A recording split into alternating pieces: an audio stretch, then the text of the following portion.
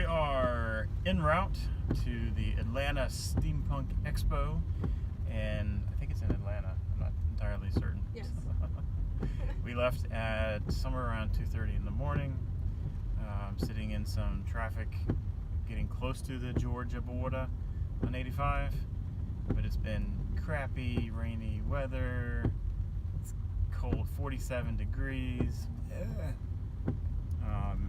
But we're looking forward to a great weekend. I haven't started drinking yet, but when I do, I'm really going to be tongue-tied. Mish is back there sleeping, which I'm jealous. And then we've kidnapped Donna, the world-famous editor and author D.M. Patterson, in a world filled only with children's books. Donna stands alone. Oh. But yeah, she's gonna be, in case you can't say manning the HCS publishing table, she'll be womaning. She's gonna be womaning the HCS publishing table. Yeah, and because that's all we got for now. Bye. Ciao. Snack time video coming up soon. So it's pants, but it's, and then you can unbutton this if you need to strap it. Quite possibly the greatest steampunk thing made. Now, if only you can make a chair in front for me to sit and drive this, Lance, then it will be. That's what you need. You need a little platform on the back so you can control it while it's pulling. And of course, made by this mad scientist right here, Lance Mitchell. That's right. Handcrafted by Lance. Handcrafted by Lance.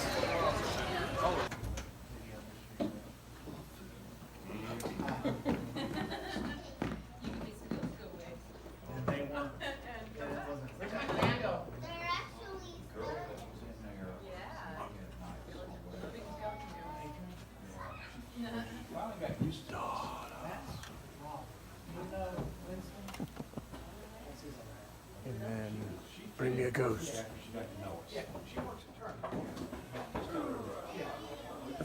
Spectral visitation.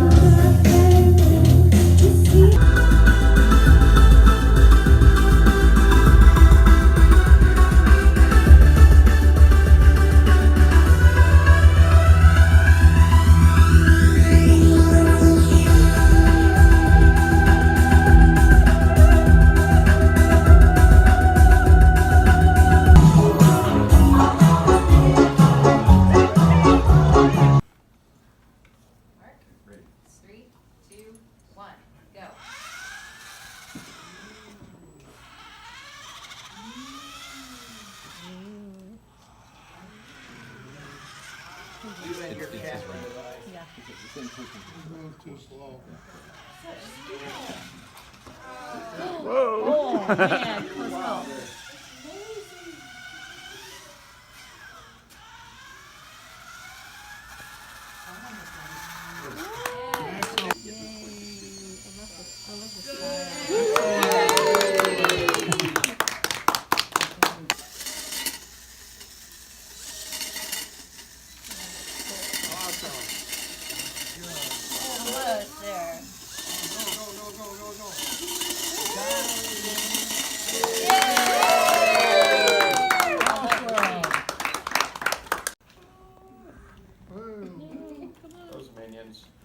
Yeah, you don't see too well. He's got goggles on. No depth perception with that single eye. Yeah. Well, one problem, control problem. You can walk He can closer. turn around real good, but he don't go very good straight. Yeah, you can walk right behind it if you need to get closer. We don't know any better closer. Oh,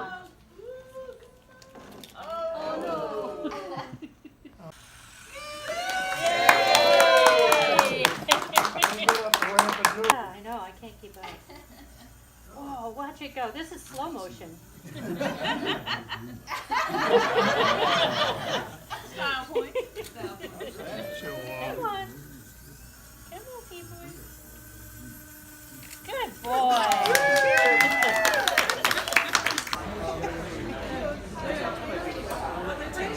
Recognize that emblem.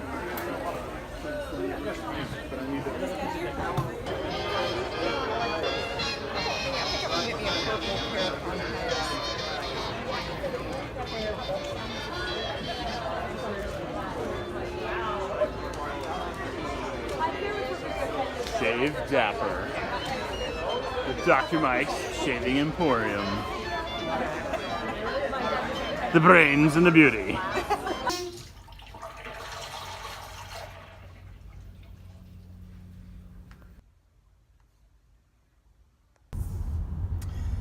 Alright, well, the Atlanta Steampunk Expo is over.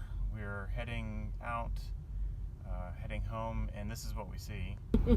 We've been saying For the third time. nothing but this most of the way. It's quite depressing, but apparently once we get on the north side of South Carolina, we'll be free, hopefully.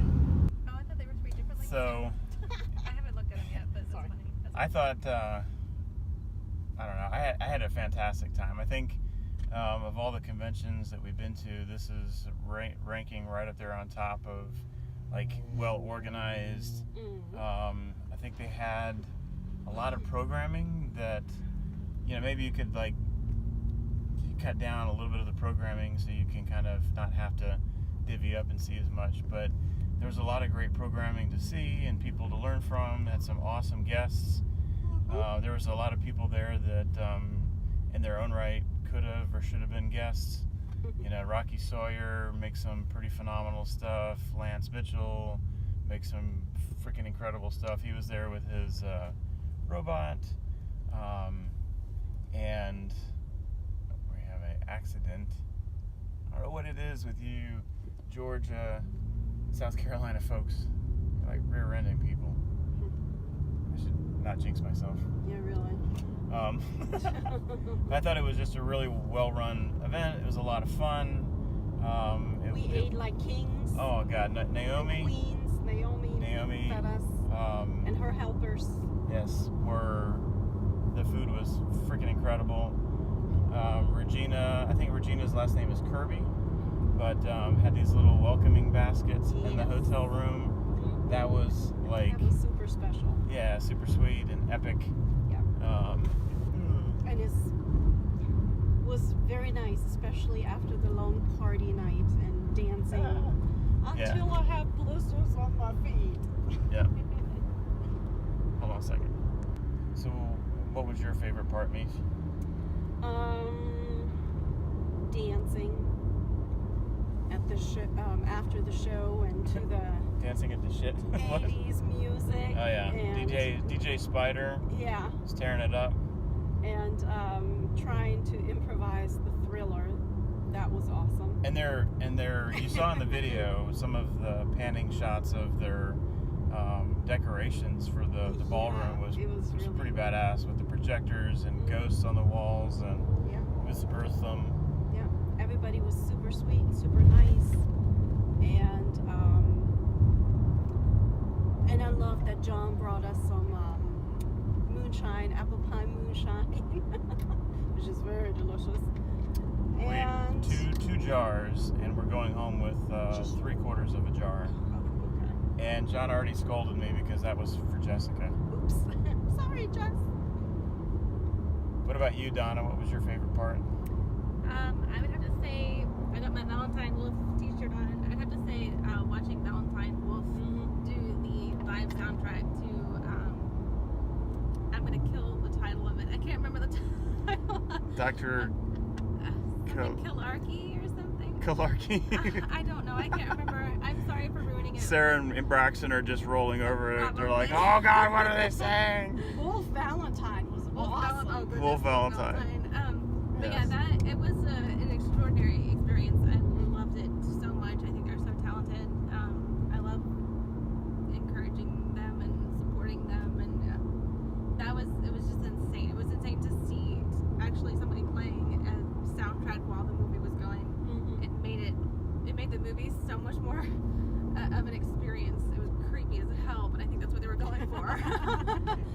it's like I was telling Sarah and Braxton too. I said, you know, the movie on its own is cheesy. It's a 1923 or whatever, 1920s silent film that's meant to be scary, and it's cheesy.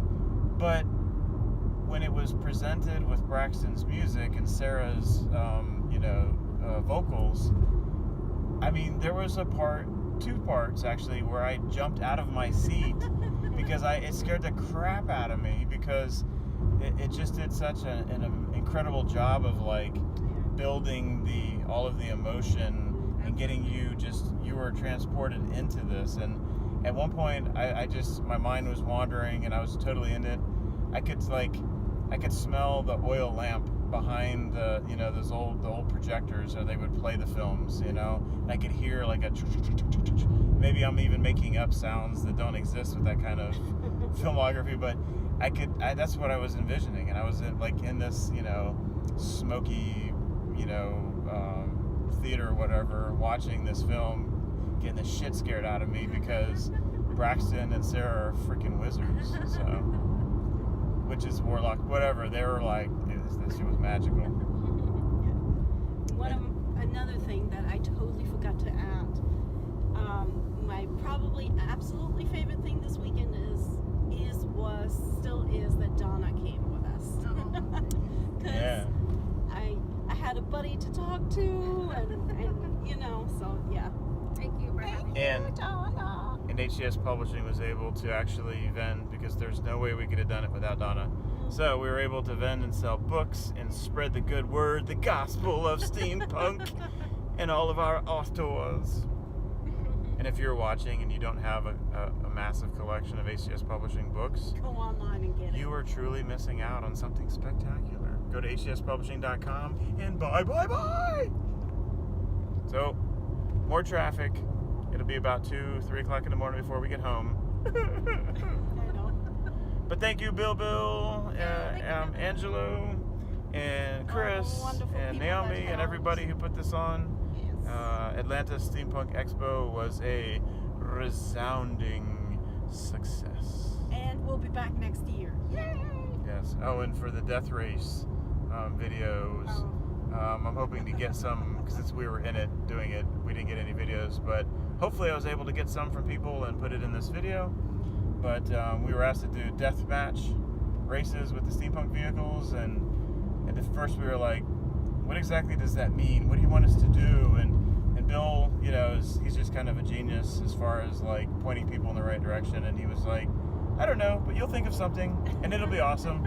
And so I didn't have still a clue until we were actually out there, and then it just kind of came to me, and it did. And it was like, first I was like, well, we'll do a drag race, because that's all I could think of, and we made some drag queen jokes and we raced, and that was fun, but not dramatic enough. And then I had the idea to take people from the spectators and make them human cones. So we had set up a slalom course that the pilots had to navigate their vehicles around these human cones, and that was really funny. I made up some stories about, getting points for hitting the cones, and Amish tried. I tried. And really Wendy tried. But they were faster than me. Yeah, and then so I think for next year we're gonna set some rules up and try to encourage people to build small vehicles that they can compete in this, and then we're gonna do up the cones, the human cones, with like a uniform or costume, and then part of the rules we're gonna make it so that part of your, as a competitor, one of your things you have to do is bribe the cones. Yes. Oh my god, that's So, great. you could have a slalom that the cones just move out of your way as you go around, because, you've bribed them well. So it should be fun. We'll think of a bunch of other crazy stuff, because it's all about entertaining people. So they go to these conventions and they just have fun. They leave the real world behind a little bit, and they get their batteries recharged to go back into the drudgery and make good shit happen and not be assholes. So, y'all have fun.